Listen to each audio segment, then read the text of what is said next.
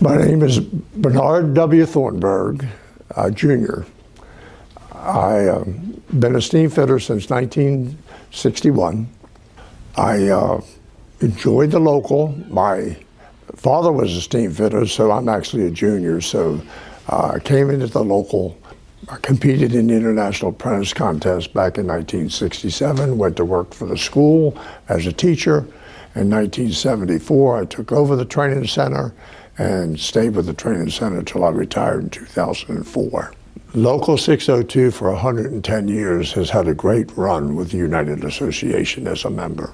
Before it got started, it was at Local 10 of the IA, International Association of Steam and Hot Water Fitters, and in that period of time they established what we call the Band of Brothers. For whatever reason, that group of people decided to set up a medical fund. They got a hospital bill for one of the members, was at Georgetown College Hospital in the 1890s, and the bill was $30, $1 a day for 30-day stay in Georgetown College Hospital. So they decided to set up a medical fund to pay that. A member died around 1897, and he was probably one of the first members to die. They decided to set up a death benefit and pay for his funeral. This local union has paid for every funeral since its inception. So these band of steam fitters just got better and better and better.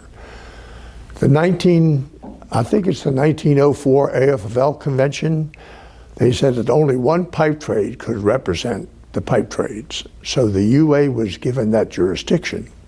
So the IA was disbanded and we joined the UA in 1913.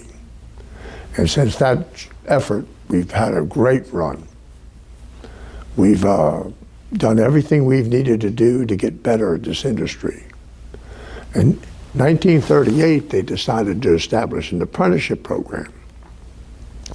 Of course, the war came along and that suspended the apprenticeship program, and it didn't get started until about 1948, when the people came back from WW2.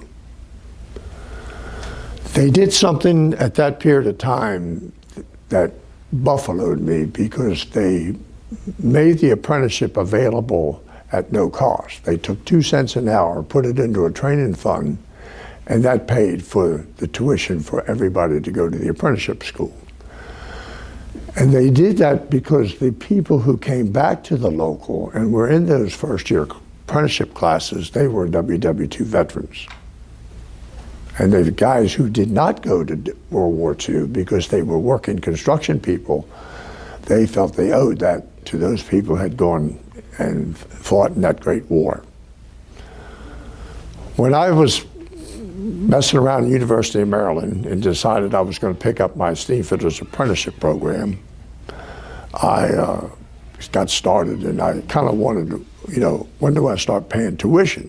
And the old guys told me, we're going to pay for your training, you're going to pay to take care of me when I retire.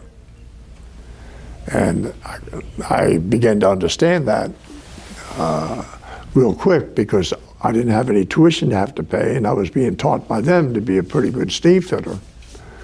Like I said, I competed in the International Apprentice Contest in 1967, became a teacher as soon as I came home from Purdue, and then I watched, I worked in the trade for about 5 or 6 years before I actually became full-time with the training center. While at the training center, I had the opportunity to change the local's perspective. We started taking in minorities in the 1970s. We started taking in women in the 1980s, and the program progressed upward.